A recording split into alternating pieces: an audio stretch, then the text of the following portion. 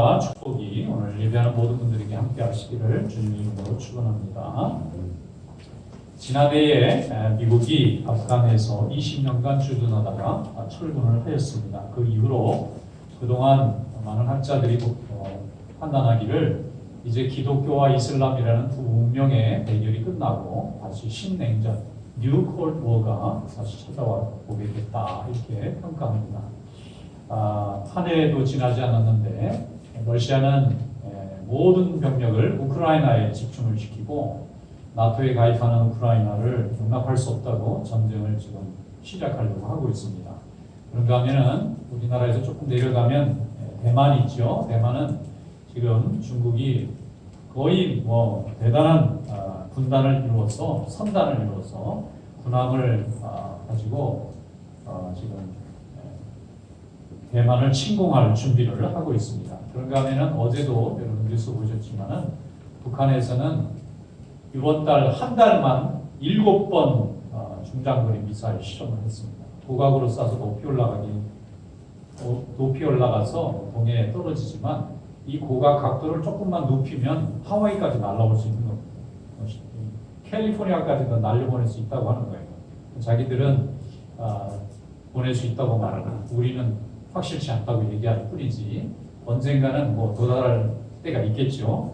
이렇게 지금은 과거에 사회주의를 하던 나라들이 다시 원래의 체계로 돌아가고 또 자유민주주의를 하던 나라들은 이걸 막아야 되니까 이제는 종교전쟁 이런 형태에서 벗어나서 다시 자유주의냐 아니면 사회주의냐 하는 이념전쟁으로 되돌아가고 있다는 것입니다. 그래서 우리나라가 그 중심에 있어요.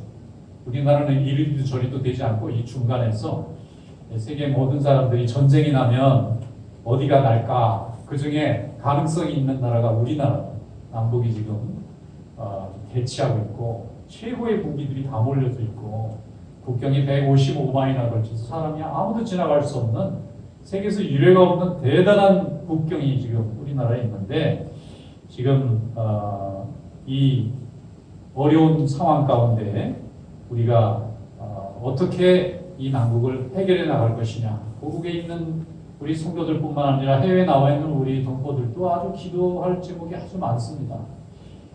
우리나라 대한민국은 70년 전의 대한민국하고 많이 다릅니다.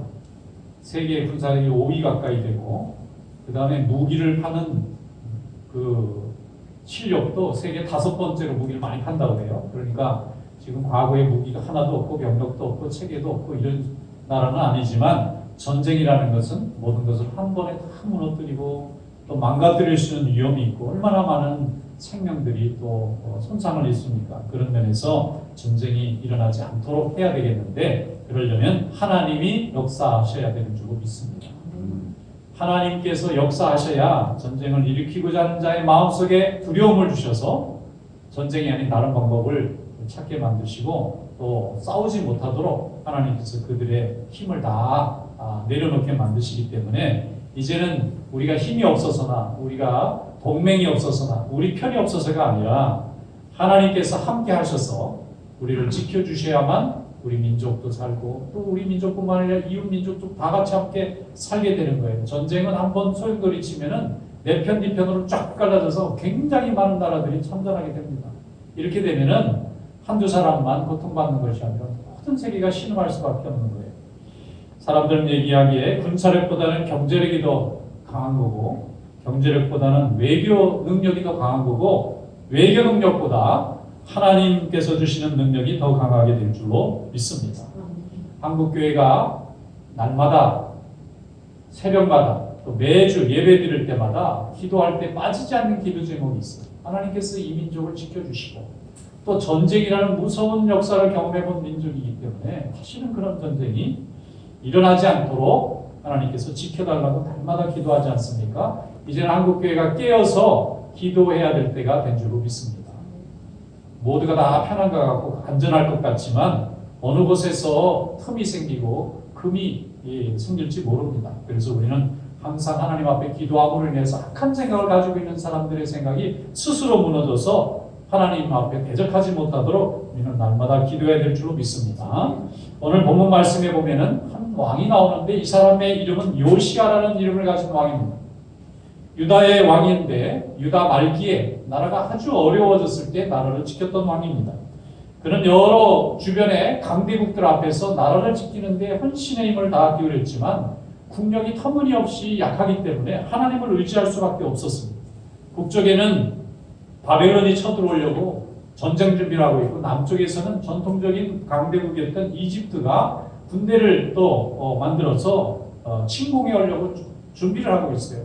그런데 요시아가 왕을 하고 있는 유다라는 나라는 이미 북쪽 왕국은 멸망당했고 남쪽의 왕국만 남았는데 이 나라를 이끌어가기에는 너무나 부족한 것입니다. 그래서 온 백성들에게 하나님을 섬기자고 왕이 직접 나서서 백성들에게 호소하고 있는 것입니다.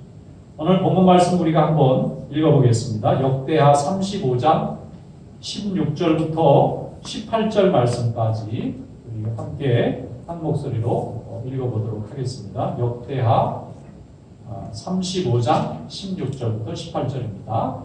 이와 같이 당일에 여호와를 섬길 일이 다 주기되 요시아 왕의 명령대로 유월절을 지키며 번제를 여호와의 제단에 드렸으며 그때 모인 이스라엘 자손이 유월절을 지키고 이어서 무교절을 7일 동안 지켰으니 선지자 사무엘 이후로 이스라엘 가운데서 유월절을 이같이 지키지 못하였고 이스라엘 모든 왕들도 요시아가 제사장들과 레위 사람들과 모인 온 유다와 이스라엘 무리와 예루살렘 주민과 함께 지킨 것처럼은 유월절을 지키지 못하였더라. 아멘.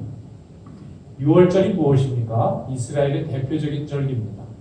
유월절은 이스라엘 백성들이 애굽의 종살이를 하고 있을 때에 모세를 통해서 이스라엘 백성들이 출애굽한 날을 기념하는 절기입니다. 그때에 이스라엘 백성들은 다 살았고 애굽의 집안의 장자들이 다 죽었습니다. 그래서 하나님께서 이스라엘 백성들에게 자손 대대로 하나님께서 이 민족을 구해 주셨다고 하는 것을 온 백성들이 기억하라고 한 가지 명절을 만들어 주셨는데 그게 유월절입니다. 영어로 번역하면 패스오버입니다. 패스오버라는 게 건너뛰었다는 뜻이에요. 뭐가 건너뛰었느냐면 하나님의 죽음의 천사가 각 집의 첫째 자식을 다 죽이시던 날에 이스라엘 백성들의 집에는 양의 피를 발라놔서 그거는 하나님의 자식이라는 표시로 하나님이 발을 하셨는데 그 집은 뛰어넘어서 이스라엘 백성들의 자손들은 아무도 죽지 않았고 하나님을 대적하는 권세를 가진 애굽 백성들의 자식들은 다 죽은 날을 기념하는 것이 유월절이에요. 근데 이 유월절을 이스라엘 백성들이 가나안에 도착해서 수백 년 동안 너무 풍요로우니까 다 잊어버린 거예요. 안 지켰습니다. 나라가 어려울수록 더 지켜야 되는데 나라가 어려울 때 보면 다 우상 숭배하고 있는 거예요. 그래서 요시아 왕이 하나님 앞에 예배를 드릴 때에 하나님 앞에 나와서 온 백성들이 예배를 드려야만 하나님이 우리를 지켜주시겠다고 생각하고 그때부터 요시아 왕이 온 백성들의 신앙을 회복시키는 운동을 합니다. 먼저 성전이 다 낡았는데 다시 재건축을 하고 레위 지파 사람들을 다시 다 기용해서 제사장을 삼고 예전에는 제사장을 해야 될 레위 지파 사람들이 성전에서 예배가 안 드려지니까 전부 다 일하러 나가고 돈벌이 하느라고 예배 드리는 준비를 하는 인도자들이 없는 거예요. 그런데 이 레위 지파 사람들을 다시 다 불러서 성전에서 예배 드리게 하고 그들에게 먹을 것을 줬어요. 그리고 그 다음에 온 백성들에게 절기를 지키라고 명령했습니다. 절기를 지켜서 하나님 앞에 돌아와서 하나님께 영광을 돌려야 된다고 주장한 거예요.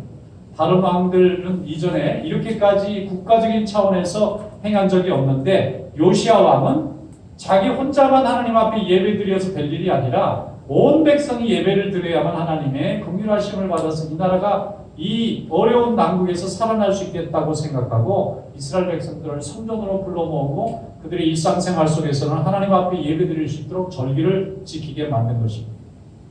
여러분 절기가 무엇입니까? 우리말로 말하면 명절이고요. 영어로 말하면 헐러데이입니다. 여러분 헐러데이라고 하는 게 왜 필요하냐면은 하나님의 말씀을 혼자 지키는 게 아니라 온 백성들이 함께 지키기 위해서 절기라는 것을 지키는 것입니다.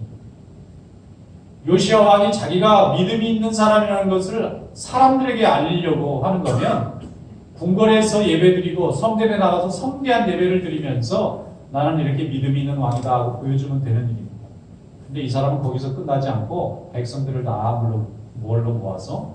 내가 하나님을 섬기는 것 같이 여러분도 섬기십시오. 예배를 인도하는 사람들은 왕이고 제사장들이고 선지자들이 인도하지만 백성들은 각자의 삶 속에서 하나님을 섬기는 방법을 찾아야 됩니다. 그것이 절기를 지키는 겁니다.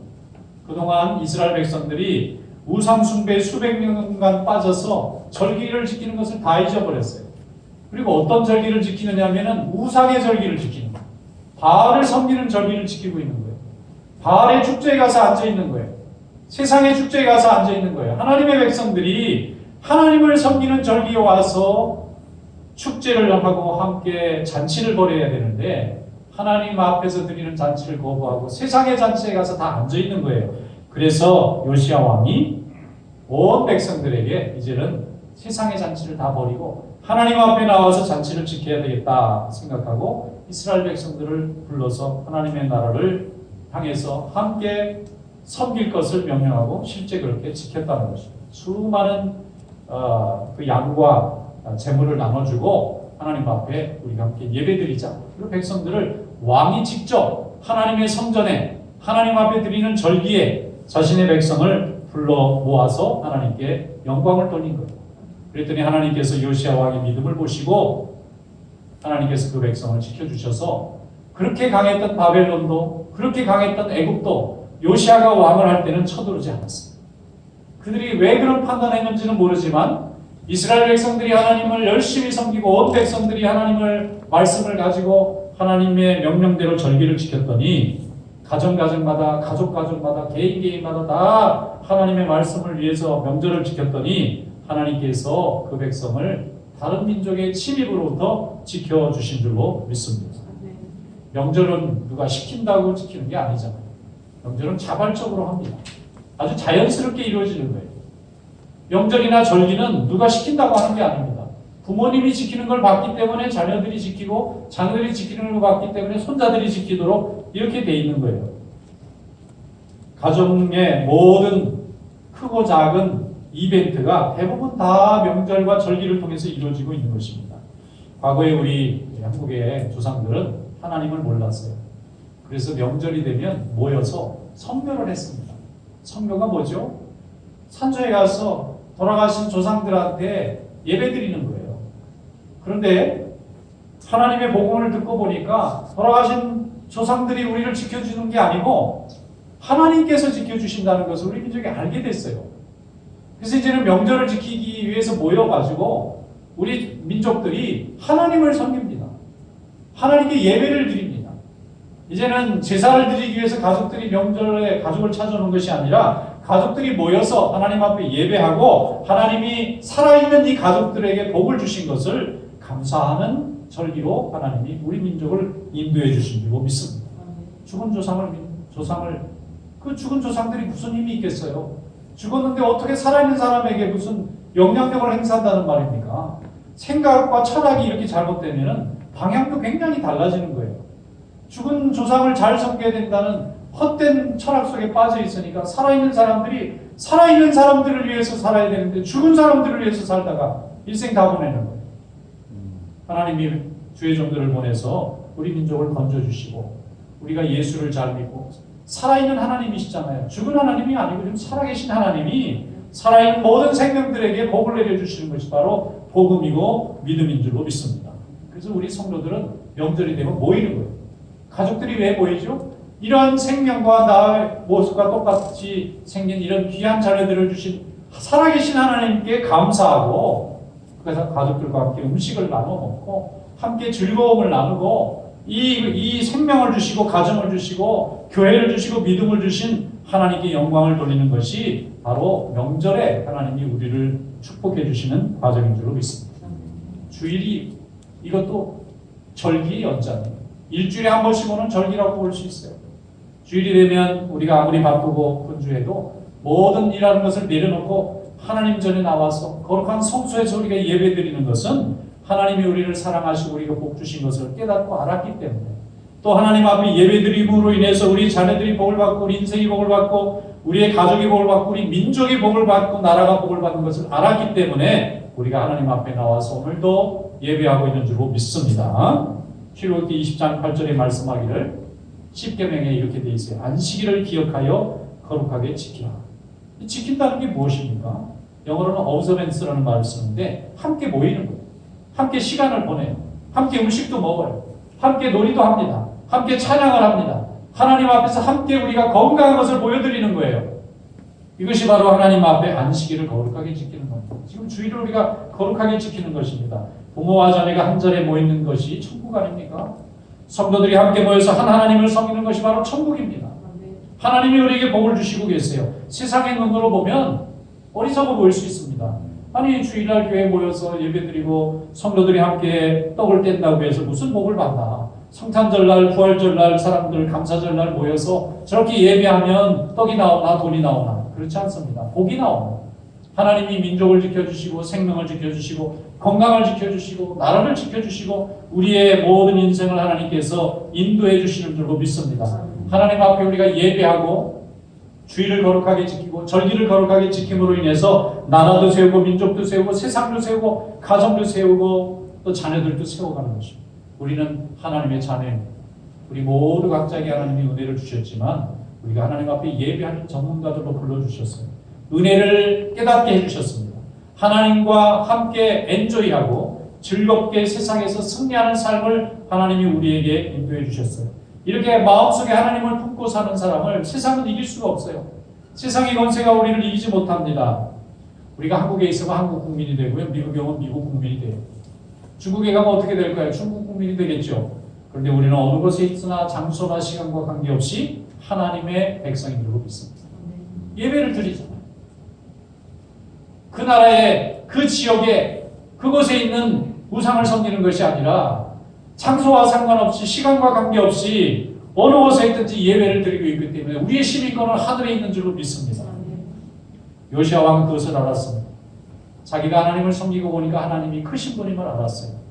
바알과 세상과 애국과 바벨론이 지켜주는 것이 아니라 하나님만 의지하고 온 백성이 한 마음으로 하나님을 기쁘시게 하고 예배를 지키고 절기를 지키면 하나님의 힘으로 그들이 싸우러오지 못하도록 만드신다는 것을 알았습니다. 그래서 온 백성들에게 어린아이까지 한 가정도 소외됨 없이 하나님이 기뻐하시는 예배와 절기를 지키도록 인도했어요.